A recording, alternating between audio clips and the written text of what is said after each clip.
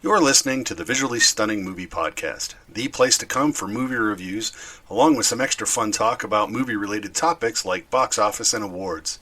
You can find us on iTunes, Apple Podcasts, Google Play, Stitcher, Spotify, and basically any place else you can find podcasts. You can also follow us on Facebook and Twitter for even more content. If you like what we do, feel free to share us with your friends, like and leave feedback wherever you listen to us, and let us know what you think. Now, let's get on with the show. Ryan, this week, episode 5, the penultimate episode of The Falcon and the Winter Soldier. Setting up our 6th and climactic episode next week. This one's entitled Truth. We get a lot of information on many, many fronts. We get information about Isaiah.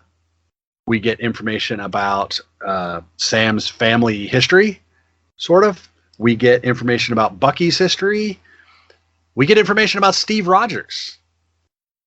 So there's a lot of stuff packed, and we get more information about John Walker. So there's a lot of stuff packed into this episode. Where do you think we're at in this series with one episode to go? I think we're in a kind of a weird place. I don't know where we're at. I think that's the kind of obviously this episode itself builds to the final moment, which is a cliffhanger tease. Right, which you kind of know if you're. Well, you kind of figure that they're not going to show you what. No, not till next episode. Anyway, I didn't particularly like this episode. I felt like it had some important stuff, but that a lot of it wasn't building momentum. It felt kind of like it kind of went off course a little bit. I don't know that we. Some of the secondary characters, how much do we really need to know? And I guess maybe they're building to something else. And I think that's what part of the problem is not seeing a big picture here and not knowing where it's going and having to trust that this is all going to turn out, not necessarily in the next episode, but at least at some point down the road. And I think that makes these things kind of hard to say and to judge. But I think at this point in WandaVision, I was more interested in what was going to happen next. And then this time, I almost feel like whatever is going to happen in the next episode is going to be kind of anticlimactic because they were building and building and building, and then they kind of let all the air out of it. There's a lot of stuff in this episode I think that they could have done more quickly. It felt bloated. I don't necessarily disagree. I think I just feel like that there is a lot of good stuff in here that doesn't fit with where we're at. You're right. It kind of throws everything they've done. Like parts of this should have been like episode 2. And then my prediction from last week for episode 6 is actually in this episode. Yeah. Which either, it's 6s at this point, but maybe too much. It was 80s training montage. Yeah, because to me, I don't think any of us question Sam's ability to be Captain America, and it felt like there was a lot of time spent in this episode having Sam prepare to be Captain America. Right. It's like we already went through that. We know, it was never a question of physicality. It was a mental thing. Right. That the time needed to be spent on the mental aspect, not the physical aspect. So but it felt like somebody wanted, again, an 80s training montage. Yeah. And it's, it makes the episode a little long. I mean, not by a ton, but it feels really long when you're watching it. I mean, it's probably only a couple minutes long. Well, it feels like, maybe we don't spend, I don't know that we spend enough time with some of the Flag Smasher people. No, we get to the end. And it feels like they have like the most important stuff.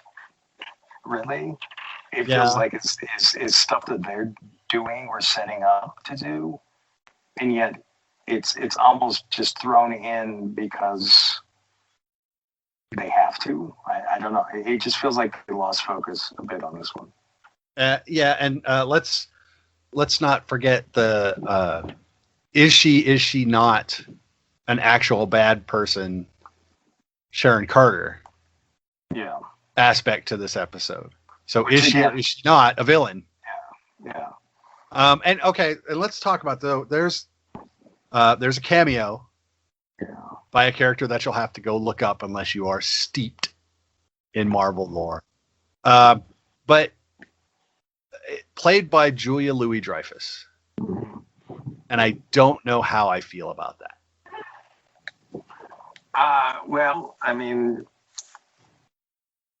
it's. I mean, is this a case where it's like, well, they cast Robert Downey Jr. as Tony Stark because, well, he does that very well, and maybe that might be, you know what I mean? It's almost like, well, who can we get to do this?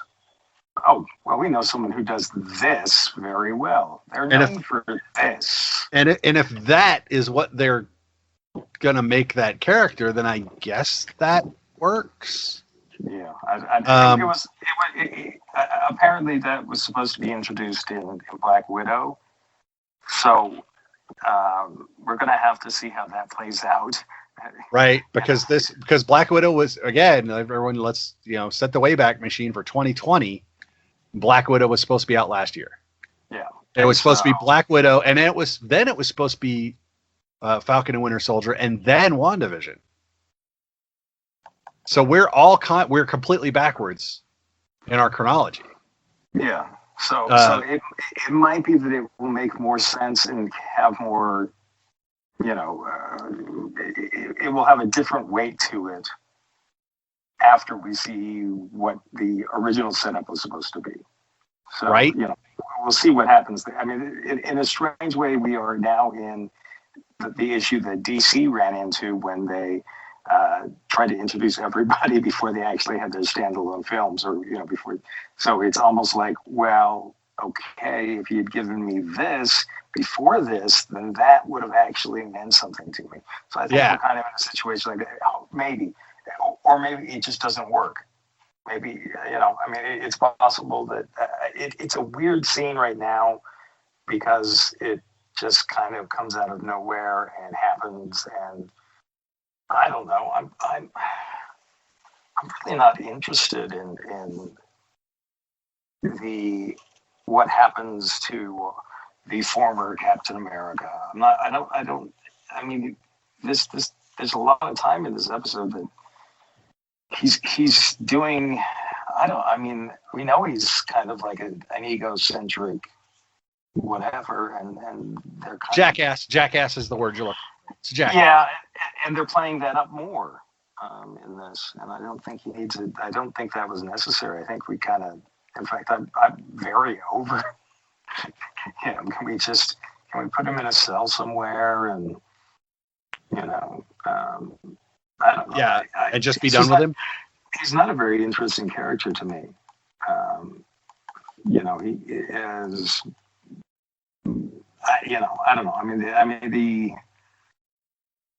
There's I don't know. There's just stuff in this one that I don't care so much about, and maybe. So to be clear, do you not care about this episode, or do you not, or is it making you not care about the wrap up? Maybe a little bit of both. Bit of both, says Star-Lord. Bit of both. Yeah, bit of both. Well, it's. I just don't. And it could be that they stick to landing. I mean, it's entirely possible that whatever comes next, makes this particular section not matter that much. But Marvel does have a track record of basically sticking the landing. Yeah. But there is always Thor: The Dark World. So it will. You're right. It will be interesting to see after Black Widow to put that and WandaVision in this together as a package, because none of them are really Phase 4. Black Widow is pre-Infinity War, or post Infinity War, pre-Endgame, I guess, and then it's supposed to be Falcon and Winter Soldier and WandaVision, but they're not really Phase 4. They're kind of like prelude to Phase 4. So we'll have to see how those three pieces work together, because whatever they put in Black Widow has to be important enough to carry through to Phase 4, and it has to be important in that 5-year period. Does that make sense? In that 5-year gap. Yeah. So, I think once we get all of the pieces, I think you're right. I think we'll be able to better judge the whole. But you're right. This episode, like I said, there's good stuff in this episode, but on the whole, it's a little underwhelming. Yeah, well, and I think we're kind of seeing, I mean, the thing that was kind of neat about WandaVision is it really did kind of work as a standalone. Whereas I don't know that this works at all as a standalone.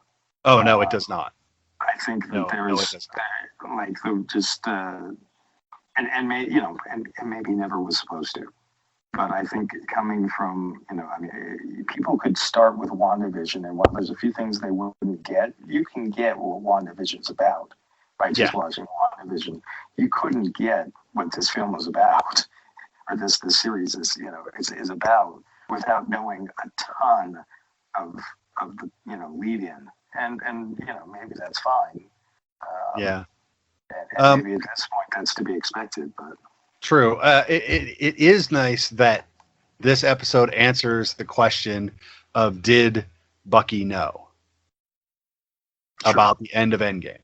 Because he clearly did. Yes. He basically says it. So that's nice. That confirms a lot of fans' opinions about about his state of mind, about the realities of the Captain America position, I guess. Sure. Who can and can't have it. Again, but that is hammered home relentlessly in this episode about who can and can't be Captain America. So it's sometimes you don't need to hammer it, I guess. It's been abundantly clear some of the messaging that this series has throughout. So this episode, I just probably pissed off half of our 5 listeners. Let me piss off the other half of our 5 listeners. This is like this episode, when it addresses that, is kind of the equivalent of the girl power scene in Endgame that was really trying to replicate the really great girl power scene from Infinity War. It's like Infinity War, it was just so perfectly done, and it felt organic, and then they tried to force it and stand up the poster shot in Endgame of all the female Avengers. And it's just like, well, you're trying too hard. It's like it doesn't feel like it should. It's like the other one, in Infinity War, just felt good when it was just like, oh my God, it's absolutely perfect. And so this episode is kind of, in many ways, like the racial equivalent of that, where they just throw it out there and just jam it in your eyes. It's like, yeah, we got it. We've watched the 4 previous episodes. We're with you. We get it. We understand. We're on board. We got it. They didn't need to do that. Now, it was nice it was nice. It's terrible what happened to Isaiah, but I think that was a really nice sequence. Well, with him. But that's a scene that feels like it's doing something, that's adding something new. What it does he's an interesting character. Yes. Fact. Whether or not they do anything with him, I don't know. I would like, I could see them doing something where, his attitude changes, but I almost think that's not the point. No. I think that his attitude is his attitude, and it's a teaching moment. And so that's different. I really felt like that was, as far as Sam's development, that's a very important moment. It is. But as far as like, there's other stuff in this episode that I just don't, you know. Yeah. There's the whole community coming together thing. Well, that's nice, but yeah, I don't know. Yeah, I mean, it's kind of predictable. Well, and they spend so much time, and it's leading up for one conversation, and that conversation takes 30 seconds, and it's I'm glad to hear you say that. And right. Okay, so we just had 10 minutes of this, so that you could have that 30 seconds, and right. And there's other stuff happening right around in that period too, with the training and things that I just don't think that the flow of the episode doesn't feel right.